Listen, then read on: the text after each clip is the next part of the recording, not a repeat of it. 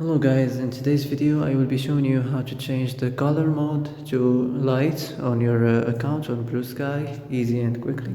So first of all, enter the Bluesky. Okay, now you are on the discover page, so go to these three lines up here and then go to the settings.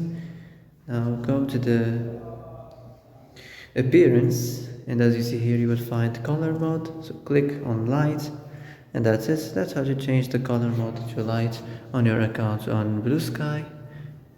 So that's it. That's how to change it. Now you can also, if you want to change the font or the font size.